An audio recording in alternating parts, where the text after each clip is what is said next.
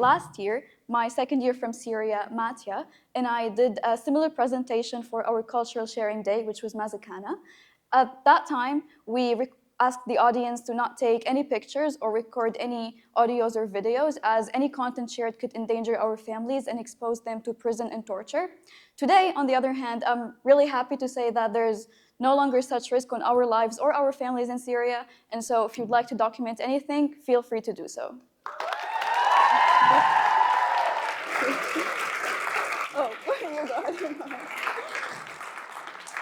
So a lot of you have heard about the revolution in Syria and the humanitarian crisis that occurred because of it, as well as changes that happened in the recent few months. We're here to talk about that and what happened, but before that, we're going to give a quick overview on what happened in Syria preceding that and the revolution, and also how the dictatorship came to power. So first off, let's start with some general information. Syria is a country in Western Asia. We border Turkey to the north, Iraq to the east, Jordan to the south, Palestine, Lebanon, and the Mediterranean Sea to the west. The region in red is the Golan Heights, which is Syrian land currently occupied by Israeli forces. Historically, Syria has been a land of diverse ethnicities and cultures and religious beliefs. Currently, we have a population of 23 million, and the majority of the population identify as Sunni Muslims, but we also have Shia Muslims, we have Christians, we have Alawites, Druze, Yazidis, Ismailis, and a lot of other beliefs. Our currency is Syrian pounds, which is unfortunately a very weak currency, but it's getting better now. And our capital city is Damascus, which is actually the oldest capital city in the whole world. So Syria has part of the Fertile Crescent where agriculture first started. It also has the oldest capital in the world, as Tala has mentioned, Damascus, as well as some of the oldest cities in the world, including Aleppo, for example.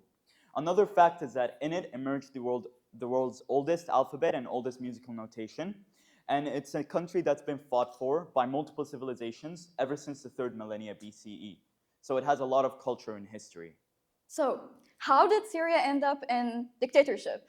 Well, to answer that question, we really need to go back in history a little bit. In 1946, Syria got independence from the French colonization. After that, there was a short but prosperous phase of democracy in the country. Unfortunately, this era did not really last that long because it ended up with the union with Egypt and lots of military coups. In 1963, the Ba'ath Party, which is a social party, took control of the government. But within this party, there were lots of internal disputes between the members of the party, and that led to Hafiz al-Assad in 1970, who was an advocate of a more national perspective of socialism. He launched what was called the corrective movement, and he took control of the government with another military coup.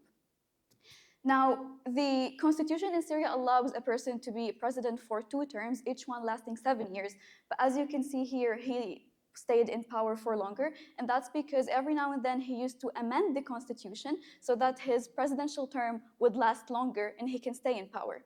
And during these years, he committed lots of massacres in Syria. The most famous one is the Hama massacre in 1982, where more than 100,000 people were deported from the country, and around 50,000 were killed or forcibly displaced.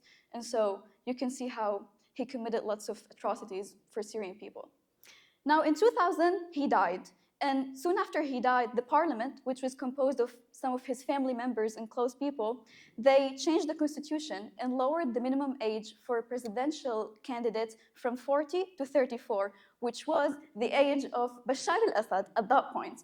And that prepared Bashar al-Assad to be the next president. And so when he ran for the elections, no opposition parties were able or allowed to be in the elections. He was the only candidate, which is why he won with 99.74 votes percent. And then when Bashar took power, he continued the police state aspect and the torture. The revolution began in 2011 because of tensions building up against the party, but also sparked by a kid graffitiing the wall, as seen over here. "Your turn has come, doctor," he graffitied on the wall, only to be taken later by Assadists, captured, tortured, and had his nails ripped out, then killed. That sparked the revolution. So during the time of Hafiz, Nazi butcher Alwa Bruna fled to Syria from West Germany. He was previously the right-hand man of Adolf Eichmann, or the architect of the final solution. From 1932 until 1945, he was responsible for the death of at least 150,000 Jews. He was provided amnesty by Hafez al-Assad. He worked as Hafez's advisor, and he trained the Syrian security on SS tactics, as well as he helped constructing prisons that were sort of Nazi-like. One of the prisons he advised the construction of was Palestine Branch, the prison that my brothers were sent to. So after Hafez al-Assad, Bashar al-Assad continued the same massacres and atrocities for Syrian, with bombing policies, use of internationally banned chemical weapons, lots of prisons. Actually, the prisons in Syria, some of them are called the human slaughterhouse because of the systematic torture and mass executions that take place there. The actions of Assad changed, made a significant change in Syria's demographics. And that's actually because Sunni people, who were the majority with around 80 to 90% of the population, were systematically targeted and forcibly displaced, which lowered their percentage to around 70%. And even more than all of this, he was the one to enter foreign powers and foreign countries into Syria and let them have their own operation military bases. And these countries were Russia and Iran. So, a quick content warning. There are some seriously triggering and disturbing imagery in this presentation, as well as videos of torture and mentions of rape. We believe it is a privilege that is deserved that people are able to receive content warnings here, as people living under these circumstances, including us previously, were not able to receive these content warnings. Each of these pictures have their own stories. The one on the top right is the mutilated corpse of Ibrahim Pashush, a civilian who was prominent for chanting revolutionary chants in the revolution and in protests, such as "Come on, leave Bashar." He was slaughtered by Assadists and had his vocal cords ripped out, and then he was thrown in the river, symbolizing that any who dare chant for their freedom were at such a threat. In Syria, between 2012 and 2019, at least 336 verified attacks, chemical weapons attacks on civilians, were launched. And one of these attacks was Al-Ghouta attack, which is seen on the bottom right. These are children victims of that attack. And 98% of these 336 attacks came from the dictatorship. 2% came from ISIS. So the one on the middle bottom is one of many pictures of civilians fleeing the Yarmouk Palestinian refugee camp.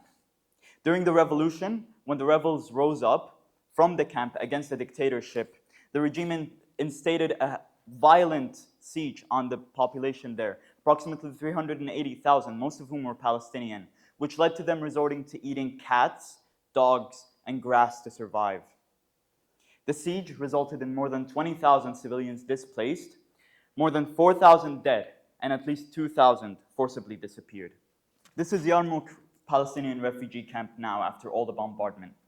So now I'm about to read a testimony from a girl who lived and was tortured in this camp.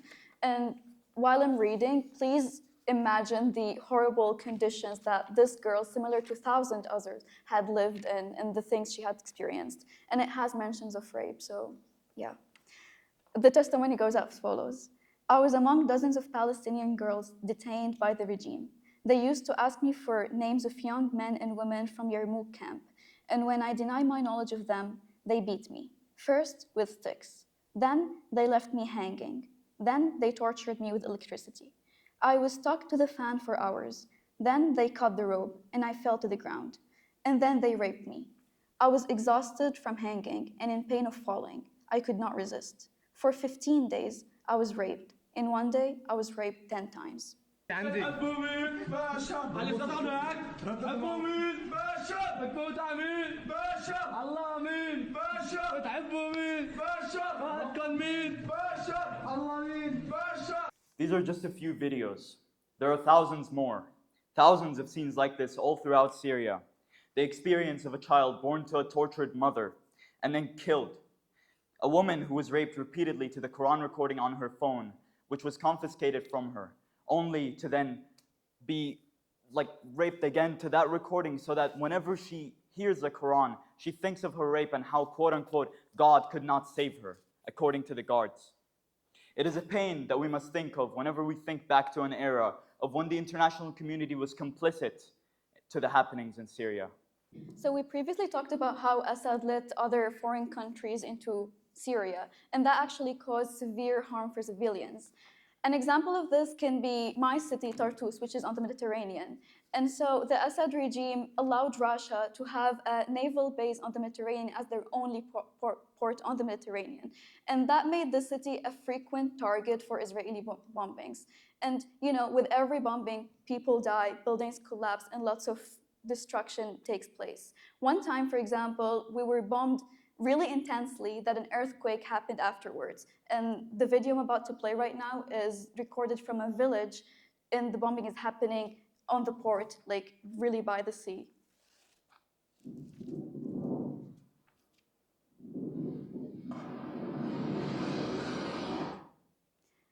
This is just one example out of thousands. Since 2011, and we still live the same things. Well, not still, but we were still living all of this. And it's not only Tartus, it's also Aleppo and Damascus, where Iranian operation centers and Iranian embassies are present. And the same thing happens. They all get bombed and civilians die. So since 2011 and until today, we've got more than 600,000 people dead, which actually is around the population of Luxembourg. So you get to imagine if a whole country dies. We've got 6.7 million refugees in other countries, which is more than the population of Singapore. So imagine the whole country of Singapore being deported and being refuged to other places. And we also have 7.2 million refugees internally, which is more than the population of Serbia and more than the population of Bulgaria. So what did Bashar al-Assad do since 2011 and onwards? Well, what he did was that he kind of, I come from a Alawite dominant area, and people would think that coming from the same religious sect as the president would come with lots of wealth and privilege, while in fact 90% of us live under poverty line with more than 10 million children in urgent need for humanitarian and nutritious aid. And part of this is because of the Assad regime, because the regime had forced sieges on us and deprived us from food and water. So the UN and other humanitarian and NGOs would send us humanitarian aid, and then this aid used to get stolen, and it did not reach the civilians it intended to reach. An example of this can be canned food, blankets, water, and all other aspects of necessities. We were deprived from electricity, gas, fuel, and any other means of living. And above all of this, we were giving only two choices: either dying from hunger in these harsh circumstances or joining the military, which is why a lot of Alawites and a lot of minorities were complicit in the atrocities the regime had committed, because they really did not have any other choice. It's either death or joining the military. And that kind of thing made a huge hate between the Syrian people themselves, people from different religious groups and so. Another thing that happened was that in government-controlled areas under the regime, any kind of mention for criticizing the regime or praising the opposition cause was completely blocked. Newspapers, books, stories, social media posts, commenting online, any of these, if you were caught reading them or doing them, you could easily go to jail. And the same thing would happen with the guy who was chanting. He got, killed and thrown in the river. And so that's why people in government-controlled areas could not speak, they could not do anything, they just accepted their fate and lived with it. Also, adding to this, the regime had used ISIS as a tool to remain in power and get support internationally and nationally. An example of this could also be my city, Tartus. There was two terrorist ISIS who were previously in Syrian prisons. These two people were intentionally let out, and they were sent to the city center with an explosive belt around them. They went there and they committed suicide, and they killed around 90 people around them with lots of destruction. And this picture is actually one of them there. Blood was everywhere, people were dead in the streets, and it was horrible. And all of this could have been avoided if the regime did not let them out in the first place. Now, not to say that the regime is, better than ISIS or anything. It actually is worse. And that's why the regime intended to do that. By giving us a binary decision, it's either Assad or ISIS. Assad, he positioned himself as the less evil, and so people would go with him. And that's that was the reason for all the use of ISIS members in government-controlled areas. And another thing that happened was that companies in like ISIS or government areas used to actually support ISIS for the same case. An example of this could be the company my father used to work in, which is the French cement company, and they paid ISIS to keep making profit and support ISIS. Lots of employees were killed and abducted for that reason. My father was one of the few who survived, and that's why he had to be the one to deliver the news to their families. And so you get to imagine all the horrible conditions and all the terrifying moments that come with this. And now, just for your information, Lafarge, the French cement company, is being sued, and their case is in the French Supreme Court. My city, Deir ez-Zor, had its reasons for revolting. Not only was there the totalitarian, dictatorial, and police state aspect of governance with corruption, government drug smuggling, and mass massacre and torture. For Deir ez-Zor, it was not just that. It was also economic exploitation, systematic exploitation, and humiliation as well. Oil was first found in Deir ez-Zor in Syria. But for the decades since it started being sold, the revenue generated from the wealth of the region did not go to the region. It went to the pockets of Assad. It was taken to the central government to fill their pockets with minimal investment in the region, and we were treated as third-class citizens of our own country and heavily neglected and exploited. With poor economic conditions, this leads to being uneducated, and by extension, oppressed, told that we're quote-unquote uncivilized. It led to Deir ez-Zor being called the quote, forgotten city of Syria. This is why my city joined the revolution cause early, and civilians went on peaceful protests, one of them being my brother, who would wear this mask from V for Vendetta to symbolize resistance against a fascist dictatorship. And he would record and post on the internet for people to see the atrocities that are committed by the regime. He would use his camera as his weapon, while raising flowers to symbolize the peace that he came with. Him and other protesters were met with rifles, massacre, shootings, chemical weapons, kidnappings, and torture. This is a city during the bombardment and massacres captured through the lens of my brother, Karam, who along with my other brother, Karim, was soon after taken to prison for the fourth time. Again, for protesting, but this time held and tortured for months, and then sent to the Palestine branch where unimaginable torture and inhumane conditions akin to that of Nazi concentration camps happened. There's a QR code at the end of this presentation of my brother's website in which he describes his story as well as a chronology of events from a deity or someone from Deir ez-Zor's perspective. I remember little of Syria that is not to do with war and destruction. I remember the jasmine trees, as can be seen here, that I would stop to smell on my way back from school. I remember my mother's strength during the bombardment when we had no electricity, food, fuel, and slept in the living room all together. I remember the executions of people my family knew taking place in front of the wall opposite to my house, in front of the civilians watching to scare them. These people were accused of terrorism, when in reality they were just protesting. I remember at its peak, no hour went by without bombings and shakings, and we were all curled up in the fetal position in front of the bathroom hugging each other. Our house was bombed 3 times, but my mom rebuilt it afterwards. Coming back, the neighborhood that I knew was almost completely rubble. Then again afterwards, we had to leave the house as regime forces came in and told us that they would use it as a defense point. When we came back, we saw that the Quran was thrown in the bathroom and the house was desecrated. Later, ISIS advanced into Deir ez-Zor, and a violent siege was applied once again, where there was no food, no fuel, no nothing but my mom and my brother.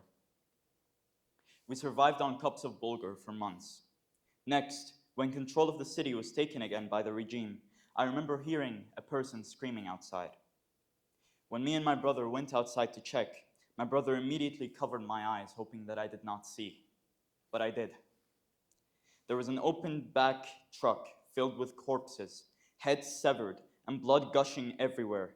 One head stuck on a pole with the soldier on the truck announcing that they took out ISIS and that they quote-unquote freed us. My brother was silent.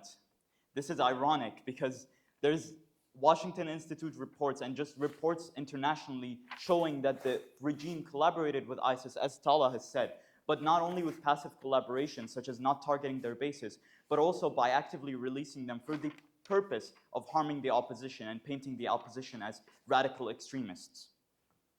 It all seemed like a nightmare. But the music from my brother's melodica that he'd play when bombings start, or the poetry my mom would recite and have me memorize, eased that nightmare. Without my mother, we would not have survived.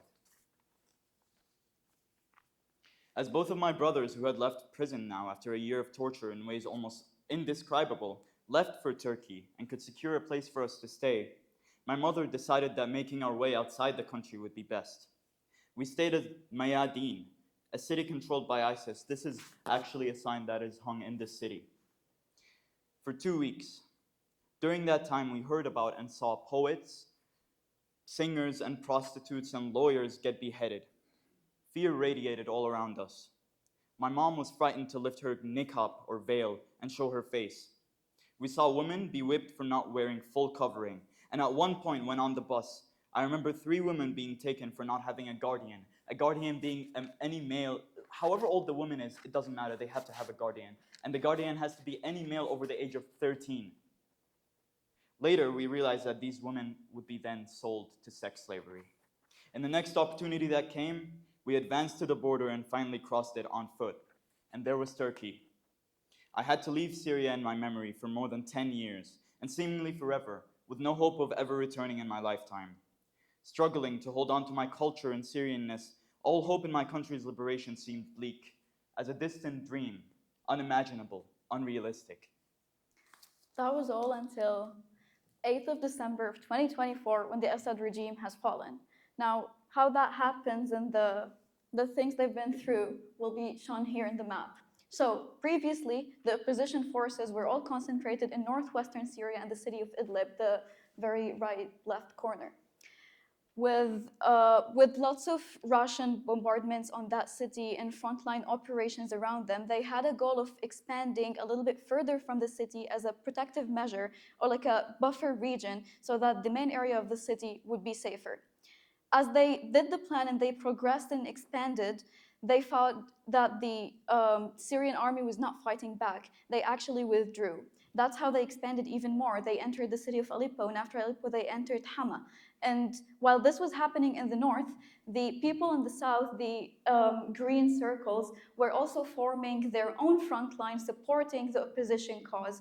And this way, the forces from the south and the forces from the north all met in Damascus, and that's how the regime was overthrown. Now, all of this happened in about 4 days, compared to 14 years of wars. And the damage that happens, the deaths and the destruction, was completely minimal compared to all we've been through for 14 years. So the new transitional government is currently run by the HTS, or Hayat Tahrir al-Sham, an organization that diverged from Al-Qaeda. Most of them previously fought in Al-Qaeda, including the leader, Ahmad al-Shara Julani, who formed Al-Nusra Front with the help of the Islamic State in Iraq, or ISIL. In a recent interview, he said that his ideology has changed over the years and that he was just young at the time. The people that are being appointed are sometimes quite extremist. For example, this person here, the Minister of Justice, who was not educated on law, but rather in Sharia law. Recently, 2 videos emerged of the minister ordering the beheading or the execution of 2 alleged prostitutes. And Arnaout, that person there on the right, the general speaker of the administration, who commented that, quote, women's biological role or women's biological nature does not qualify them to take certain positions in government, like lawyers, upon being asked what women's role would be in the new Syria. Fortunately, he was later fired from government over the backlash that was faced, and he was sent back to Idlib, and a woman was appointed as the central bank officer. So the new government proved to be much better in the sense of freeing all the concentration camps, or quote-unquote prisons. They also mercifully provided a general amnesty to all soldiers or government workers with no blood on their hands, directly. Whether that be for a net positive or negative is debatable, but I believe it is for a net positive in general. On one side, many were forced into conscription, as Tala has said, and by many, that is basically all males over the age of 18. But on the other, for example, the person who wrote the report on my brothers and resulted in torture for them for a year was also provided that amnesty because there was no blood on his hands directly. The other part is diplomacy. Many countries are normalizing Syria now. Economic relief is better, as humanitarian aid is now being stolen now, and sanctions are being lifted. Appreciation of the Syrian lira has been seen, and the Syrian passport has risen from the worst passport on the planet to rank 108.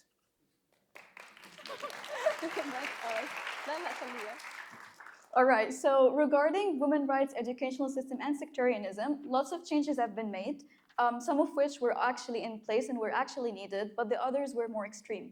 Starting with women's rights, as Shams said, the former general speaker said that women's biological nature does not allow them to take certain jobs, and so also the Ministry of Justice also said that they would not be accepting female lawyers, which is, as you can tell, is really bad. Other than this, women were told to wear hijab, which is the Islamic veil, in multiple places like government offices, schools, and just sometimes in the streets they were stopped and being told to do that. Also, there was a huge separation between males and females, even in public transportation. So what they did was that for a bus, the first half of the bus, the front half, would be for males, and then the back of the bus would be for females. Same with protesting. It would be one side males and then one side females. And same with parks, actually. There was a park that was made only for women and kids who are under 10 or under. So if you're a kid who's 11 years old, you don't get to enter with your mom to this park, which I think is ridiculous. Also, we have educational system. The changes they've done in the educational system was really extreme. For example, they deleted the theory of evolution from our biology curriculum because it goes against the Islamic beliefs they have, and so it cannot be taught in Syria. Another example would be that they deleted the national studies from the curriculum. They also had like their own shifts for protecting the regions, and that was really positive. However, this unfortunately did not last long, as the new laws from the new transitional government upset a lot of people, you know, women's rights and all that things. And so people started to go into rallies. They were really upset for no to religion rule. They were protesting for democracy, women's rights, secular Syria, and all that kind of things. And so the new government responded positively in some cases. They listened to the people, and that really, you know, made the general population feel that for the first time in more than 50 years, they've been heard. But still, there are changes to be made. This man, who's Arnaud, who's the former general speaker who said that women cannot do because of their biological nature, when he said all of this, he was actually in this interview with the flag of Free Syria behind him and the flag of Hayat Tahrir al-Sham, HTS.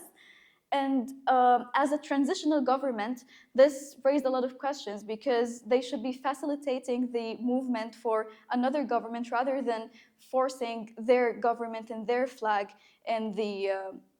in Syria. And so after this interview, he received a lot of backlash, and people were saying, why is the flag of HTS there? It should only be the flag of Syria. And so in a more recent interview, he did remove the flag of HTS and he kept the flag of Syria. So as someone who grew up in opposition to the dictatorship, having the HTS lead the government is not the ideal outcome I was hoping for, but it is certainly much better than the Assad's rule. There is a sort of cognitive dissonance, as the Julani appears to have changed in some regards, the Julani being the leader of the HTS. In some regards, for example, when meeting with minority group leaders and assuring them of a future with an inclusive Syria, as opposed to his past, where he would be involved in groups that would ethnically cleanse these minorities. At the same time, he acts in ways that make it slightly challenging to believe that he has changed. For example, when representing Syria while meeting the German Prime Minister, he refused to shake her hand, which shows that he is not really representing Syria, but only the parts of Syria whose ideology aligns with his. When the transitional government first arrived, they said that they're going to have elections in March of 2025, which is in 2 months. However, a more recent statement was issued, and they said that they're going to stay in power for 4 years, and they will try to calm the situation and make place for proper elections and proper democracy. Instead, in March 2025, instead of having elections, we're going to have the constitution drafted, and that will actually be with the help of Turkey, which also raises lots of questions. You know, after we talked about our own experiences, the horrible conditions we've lived through, and how people were killed, tortured, and kidnapped, we would just appreciate if we can all stand for a moment of silence. Just think about the souls of people who died not only in Syria, but in all parts of the world that were wrongfully killed or tortured.